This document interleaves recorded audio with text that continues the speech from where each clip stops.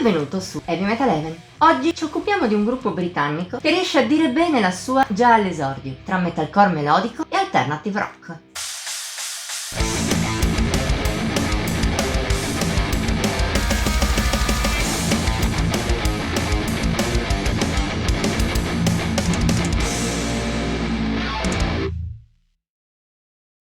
Ma chi l'ha detto che il metalcore melodico sorto intorno agli anni 2000 è morto, o che non è mai stato vivo, secondo i suoi peggiori detrattori?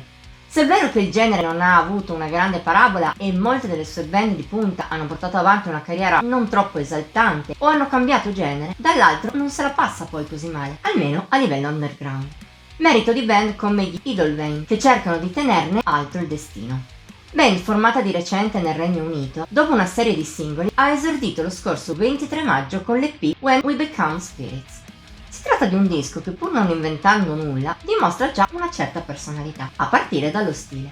Non si limita al melodic metalcore classico, ma gli dà dei tratti più moderni e al tempo stesso unisce un'anima più rock e alternativa. È un alleggerimento, ma non eccessivo per un EP che sa quando spingere sull'aggressività e quando invece aprirsi, quando essere oscuro e quando invece carico a livello emotivo, quando inserire elementi elettronici mai pervasivi ma importanti e così via. E in generale, nonostante siano agli esordi, gli Idlewild sembrano sempre sapere che cosa vogliono evocare.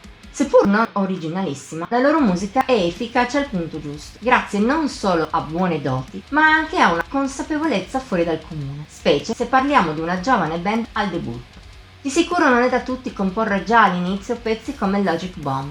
È il brano più cupo del disco, con strofe aggressive, alienanti, grazie alle tastiere. Sa però essere anche delicato, grazie a tante belle melodie, non solo nei ritornelli, ma anche in tanti altri momenti, culminanti nel finale, con addirittura un assolo di sassofono.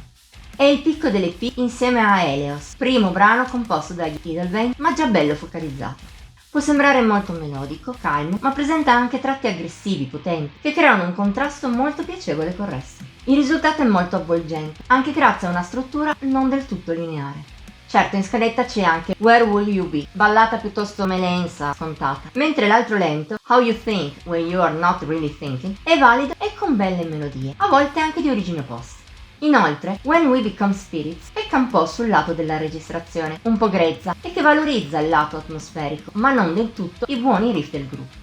Anche questo però non è un difetto così grave per un lavoro godibilissimo ed emozionante, davvero un gran primo biglietto da visita per gli Idlewild. Poi, come abbiamo imparato con l'esperienza, non sempre una band mantiene le promesse degli esordi. Per quanto ci riguarda però, speriamo che gli inglesi ci riescano e fioriscano anche più di così. Voto di Heavy Metal Heaven 72 su un massimo di 80 per gli EP.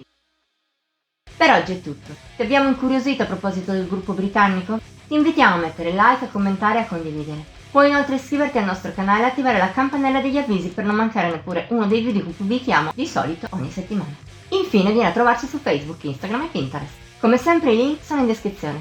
Ci vediamo la prossima volta!